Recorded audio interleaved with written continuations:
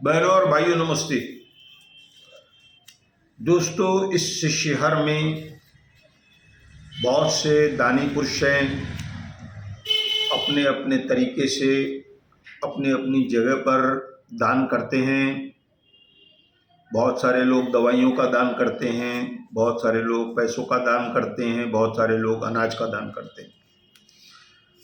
अब इन सबसे विपरीत जो एक ऐसे महापुरुष में देखता हूँ जो कुत्तों की सेवा करते हैं, जानवरों की सेवा करते हैं। दोस्तों, बहुत सारे लोगों पर ये ड्यूटी है। ड्यूटी मतलब उन्होंने खुद बना ली है कि केन लेनी है, कुत्तों के बर्तन कहाँ कहाँ पर है, उन्होंने अपना अपना एक क्षेत्र बना कर रखा है। कोई वहाँ पर पानी भर के आता है, बिस्किट रख कर आता है। बहुत सारी मैं बहनों को, बेटियों को देखता हूँ, वह स्कूटर पर आती हैं। मैं बगीचे में जाता हूँ तो वहाँ पर भी उनको बिस्किट, दूध पिला कर जाती हैं। कोई उनको मारता है तो वह उनके साथ लड़ती है।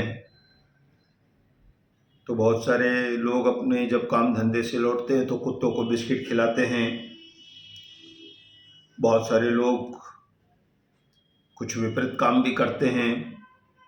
मांस के टुकड़े जो फेंके जाते हैं उनको कहते हैं ये पैसे ले लो और वो रखो, और वो मांस उन जानवरों को खिलाते हैं। अब यहाँ पर बात ये हो गई है कि जो लोग मांस खिलाते हैं उससे जो जानवर है, जो कुत्ते हैं, वह हिंसक हो जाते हैं। दोस्तों, जिस दिन उनको वो मांस नहीं मिलता है या दूसरे पशुओं को नहीं मिलता है तो वह लोग हिंसक हो जाते हैं और वह लोगों को काटते हैं। ऐसी बहुत शिकायतें आ रही है। एक तो इस शहर में कुत्तों की संख्या बढ़ती जा रही है। आप कहीं पर भी जाएंगे, जब कुत्ती डिलीवरी करती है तो बहुत सारे बच्चे होते हैं। वो बच्चे घूमते रहते हैं अपने अपने क्षेत्र में, हर चौक पर, घरों के पास, बगीचों में, कहीं पर भी आप देखेंगे बहुत झुंड के झुंड कुत्ते बढ़ते जा रहे हैं। क्योंकि सरकार ने भी इन लोगों पर किसी भी प्रकार की हिंसा करने से रोक लगाई है। उन पर कार्रवाई होती है।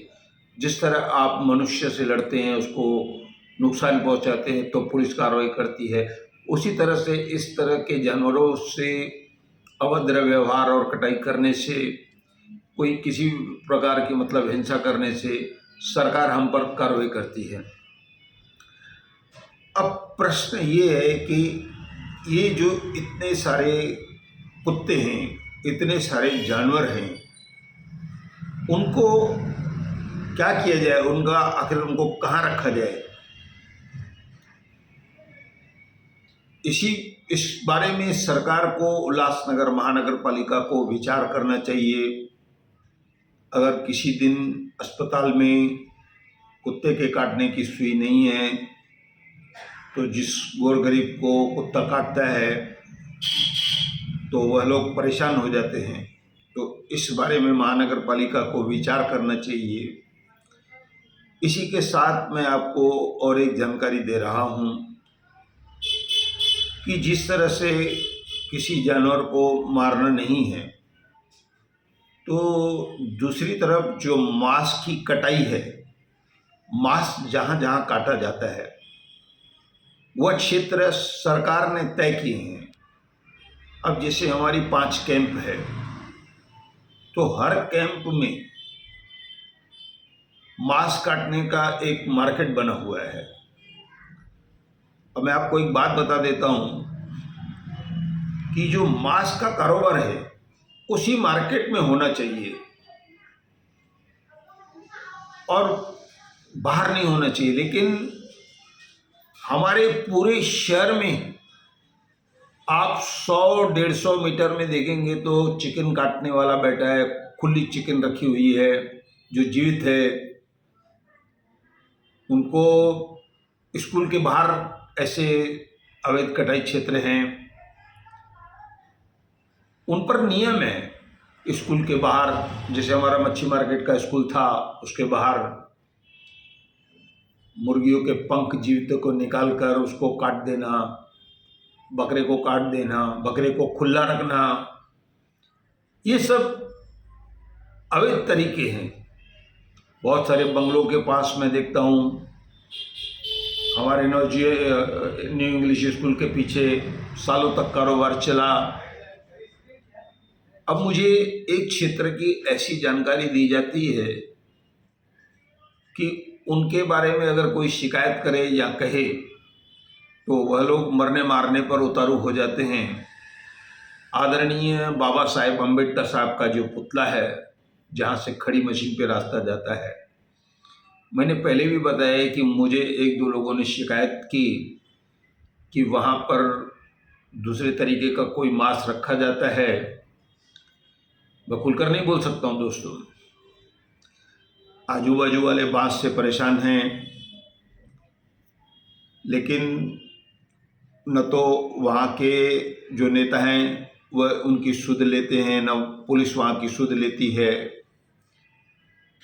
तो इस तरह का जो मांस कटाई का जो कारोबार है, उस पर सरकार को ध्यान देना चाहिए, मनपा क्षेत्र को ध्यान देना चाहिए, पुलिस विभाग को ध्यान देना चाहिए। बहुत साल पहले हिललैंड पुलिस स्टेशन में एक ऐसे अधिकारी आए थे, सख्त थे। तो सख्त किसके लिए थे? जो लोग अवैध धंधे करते थे, बाकी लोगों के लिए तो मिलनसार थे, अच्छे थे।